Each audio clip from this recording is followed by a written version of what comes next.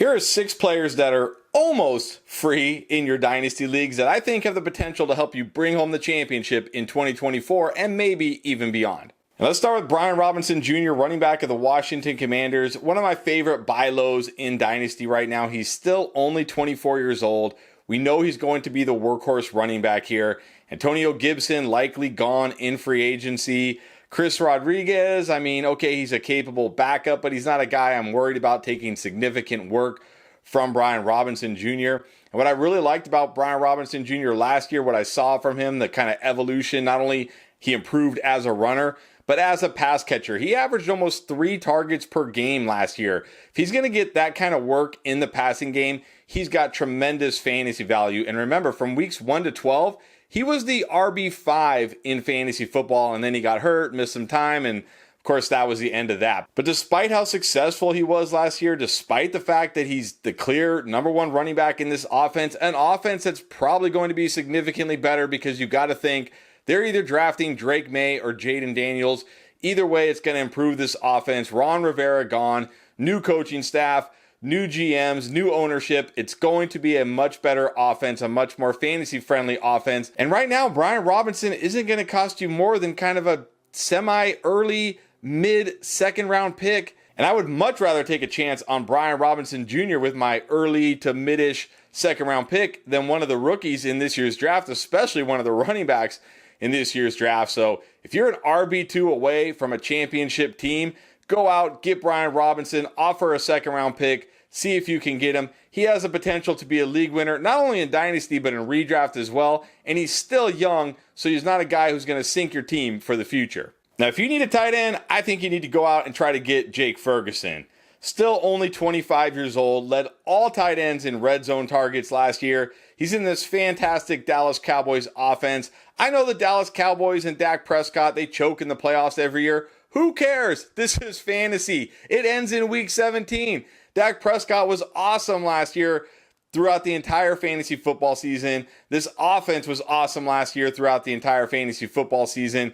Jake Ferguson finished as a tight end 9, and he wasn't even really that good last year. I think he can get even better now going into year 3, entering that prime breakout age for tight ends. And like Brian Robinson Jr., he's a guy that's being valued right around a mid-second round pick, like the 204, 205, right in that range. So I guess kind of early, mid-second round pick, similar to Brian Robinson Jr. Well worth it for a tight end that legitimately could just be a set and forget, no doubt about it, tight end with plenty of weekly upside. So go out, buy low on Jake Ferguson, plug him in as your TE1, and feel good about him this year and beyond.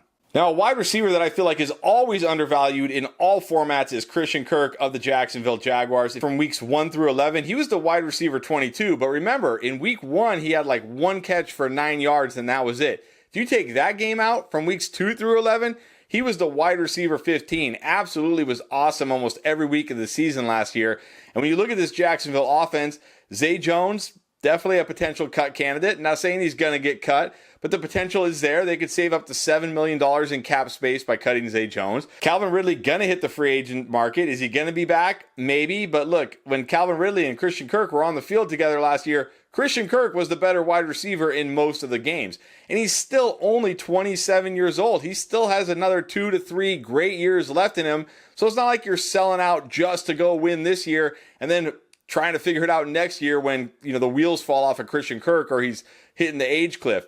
He should still have at least 2 to 3 more good years. He's tied to Trevor Lawrence, who I still believe in as a quarterback. I still believe in this offense. And right now, according to Fantasy Calc, he's currently being valued as the wide receiver 46 in Dynasty. The wide receiver 46? Really? There's 45 better Dynasty wide receivers than Christian Kirk? Again, valued right there with a mid-second round pick, like the 206, the 207. If you have a mid, maybe even mid to late second round pick, I would absolutely be trying to see if you can go out and get Christian Kirk right now while everybody has rookie fever. Because really, is there going to be a rookie in the mid to late second, a wide receiver who's going to outproduce Christian Kirk this year or for the years that come after this year?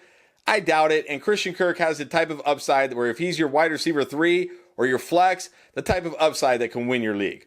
All right, back to running back. And again, this guy I feel like is always undervalued in fantasy drafts, and that is James Conner. Finished 9th among all running backs in opportunity share last year and 15th in points per game. And he hasn't averaged less than 15 PPR points per game in any season of the last 3 seasons. Every year, he's just a workhorse running back that puts up fantasy points. And every year, people are like, James Conner, like, okay, I guess. Now, the downside here is, yes, he's getting up there in age. He's 28 years old.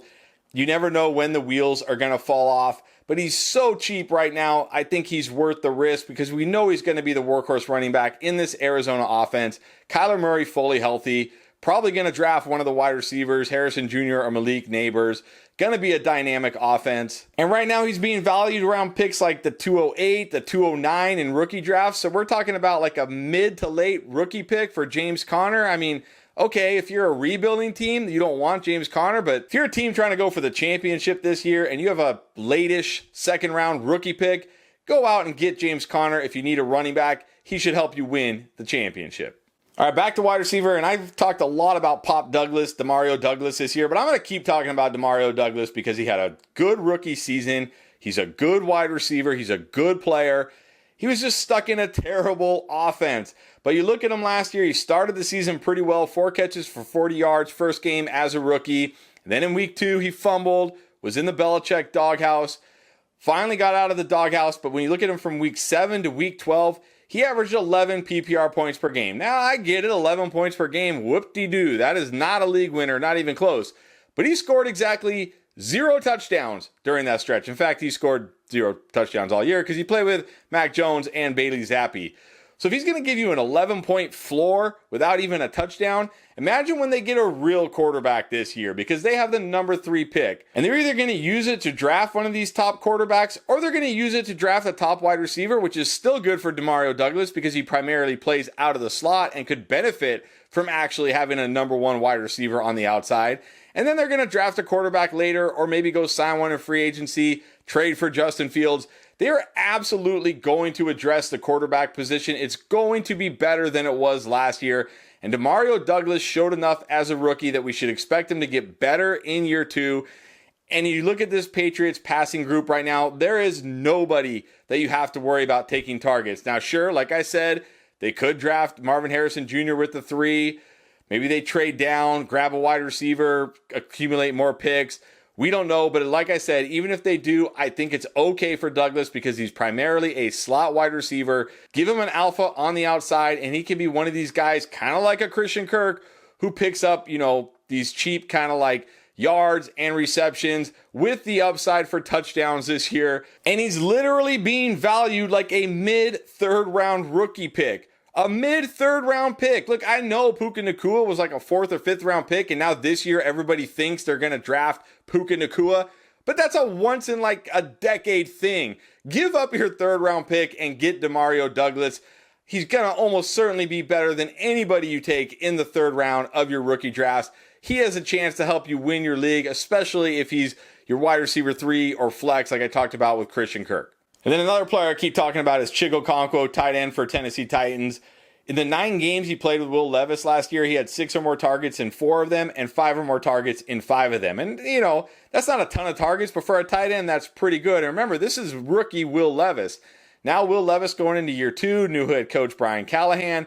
They're going to get the most out of Will Levis. Chigo Okonkwo is an athletic, dynamic, good pass-catching tight end. He's still only 24 years old, and he's entering that prime breakout age, 25 years old, entering year 3, primed for a breakout this year. And you look at this Titans offense, you got DeAndre Hopkins about to be 32 years old.